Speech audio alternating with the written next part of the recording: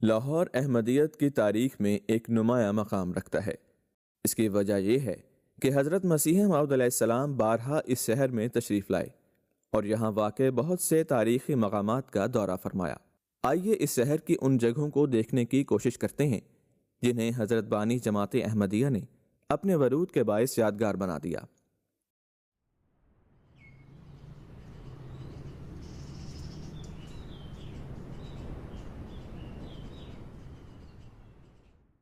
جہاں تک تاریخ کا تعلق ہے تو پہلی مرتبہ حضور 1857 کے غدر کے بعد اپنے والد حضرت مرزا غلام مرتضیٰ صاحب اور اپنے بھائی مرزا غلام قادر صاحب کے ہمراہ لاہور میں تشریف لائے۔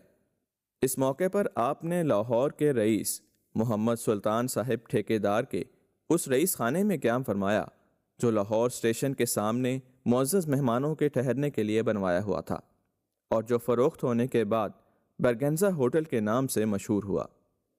یہ اندرون لاہور کا علاقہ چونا منڈی ہے۔ جنوری 1892 میں حضور علماء، پیروں، فقیروں پر اتمام حجت کے لیے لاہور تشریف لائے اور منشی میرا بخش صاحب مرحوم کی کوٹھی واقع چونے منڈی میں قیام فرمایا۔ ادھر حضرت میاں چراغ دین صاحب رضی اللہ عنہ رئیس لاہور کا مکان بھی قریب ہی واقع تھا، چنانچہ وہاں بھی حضور نے قیام فرمایا۔ اب ہم چلتے ہیں لاہور ریلوے اسٹیشن۔ اپنی زندگی کے دوران بارہا حضرت مسیح موعود علیہ السلام یہاں آئے، لیکن دسمبر 1893 میں اس جگہ جو واقعہ پیش آیا اس سے آپ کا حضرت نبی کریم صلی اللہ علیہ وسلم سے عشق واضح ہوتا ہے۔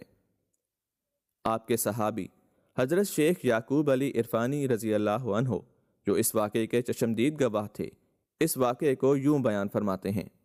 ایک دفعہ مسیح موعود علیہ السلام فیروز پور سے قادیان کو آ رہے تھے۔ خاکسار عرفانی کو بھی فیروز پور جانے کی سعادت نصیب ہوئی۔ آپ جب وہاں سے واپس آئے تو میں رائے ونڈ تک ساتھ تھا۔ وہاں آپ نے عذرائے کرم فرمایا، تم ملازم تو ہو ہی نہیں، چلو لاہور تک چلو۔ عصر کی نماز کا وقت تھا، آپ نماز پڑھنے کے لیے تیار ہوئے۔ اس وقت وہاں ایک چبوترا بنا ہوا تھا، مگر آج کل وہاں ایک پلیٹ فارم ہے۔ میں پلیٹ فارم کی طرف گیا تو پنڈت لیکھ رام جالندھر جانے کو تھا۔ مجھ سے اس نے پوچھا کہ کہاں سے آئے ہو؟ میں نے حضرت اقدس کی تشریف آوری کا ذکر سنایا تو خدا جانے اس کے دل میں کیا آئی کہ بھاگا ہوا وہاں آیا جہاں حضرت اقدس وضو کر رہے تھے۔ اس نے ہاتھ جوڑ کر آریوں کے طریق پر حضرت اقدس کو سلام کہا، مگر حضرت نے یوں ہی آنکھ اٹھا کر سرسری طور پر دیکھا اور وضو کرنے میں مصروف رہے۔ اس نے سمجھا کہ شاید سنا نہیں، اس لیے اس نے پھر کہا۔ حضرت بدستور اپنے استغراق میں رہے۔ وہ کچھ دیر ٹھہر کر چلا گیا۔ کسی نے کہا کہ لیکھ رام سلام کرتا تھا۔ فرمایا، اس نے حضرت صلی اللہ علیہ وسلم کی بڑی توہین کی ہے، میرے ایمان کے خلاف ہے کہ میں اس کا سلام لوں۔ حضرت صلی اللہ علیہ وسلم کی پاک ذات پر تو حملے کرتا ہے اور مجھ کو سلام کرنے آیا ہے۔ اس طرح لاہور کی سرزمین نے ایک غلام کا اپنے آقا سے محبت کا یہ نظارہ محفوظ کر لیا۔ لیکھ رام آریہ سماج کا ایک شعلہ بیان اور نہایت بد زبان مقرر تھا اور حضرت صلی اللہ علیہ وسلم کی شان میں نہایت گستاخانہ باتیں کیا کرتا تھا۔ حضرت مسیح موعود علیہ السلام نے اسے تنبیہ فرمائی کہ وہ اس طریق سے باز آ جائے ورنہ اس کا انجام نیک نہ ہوگا، لیکن وہ اپنے طریق پر ڈٹا رہا اور حضرت مسیح موعود علیہ السلام کی کتب کے رد میں بھی کتب لکھی۔ یہ لاہور کا علاقہ وچھو والی ہے اور یہی وہ جگہ ہے جہاں یہ بد زبان خدا تعالیٰ کے قہر کا نشانہ بنا۔ چنانچہ 6 مارچ 1897 کو شام کے 6 بجے پنڈت لیکھ رام وچھو والی میں واقع اپنے مکان میں کسی نامعلوم شخص کے ہاتھوں شدید زخمی ہو گیا۔ اسے فوراً ہسپتال پہنچایا گیا، مگر آپریشن ہو جانے کے باوجود وہ جاں بد نہ ہو سکا اور چل بسا۔ اس وقت ہم لاہور کی مشہور و معروف جگہ داتا دربار کو دیکھ رہے ہیں۔ ستمبر 1904 میں داتا دربار کے عقب میں ایک منڈوا میلہ رام ہوا کرتا تھا۔ یہ سائبان یا شامیانے کے سائے میں واقع ایک جگہ تھی۔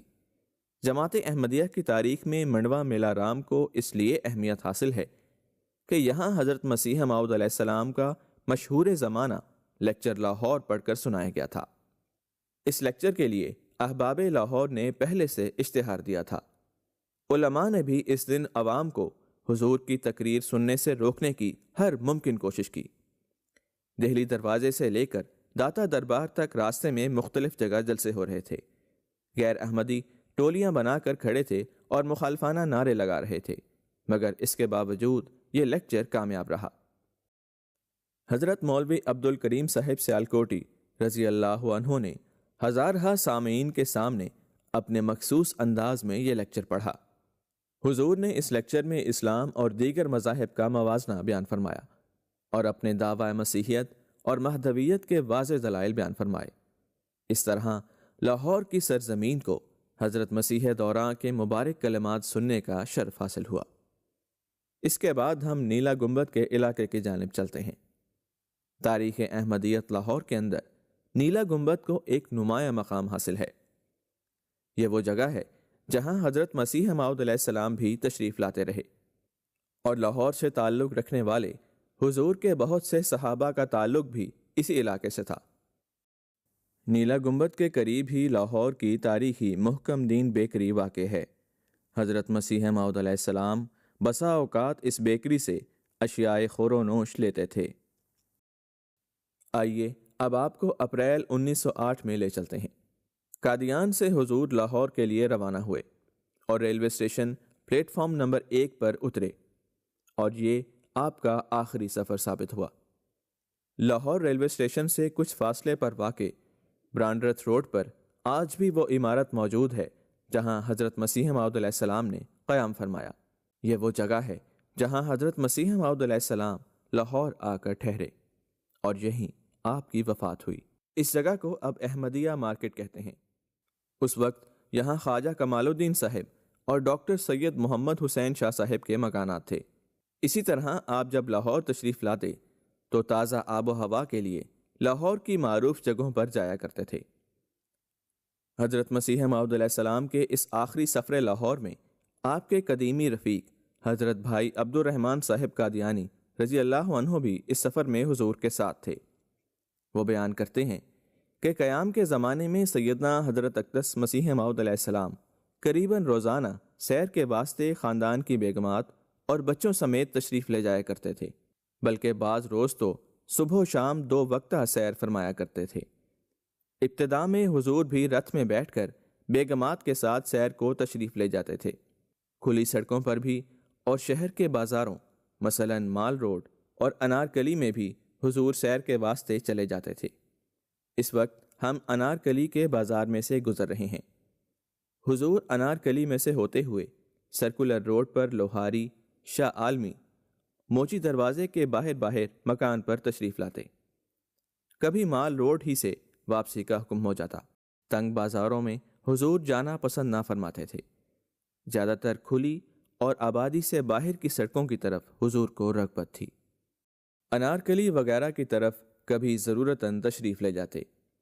سیر کے اوقات میں گفتگو عموماً مسائل دینیہ کے بارے میں یا نظام سلسلہ سے متعلق رہتی۔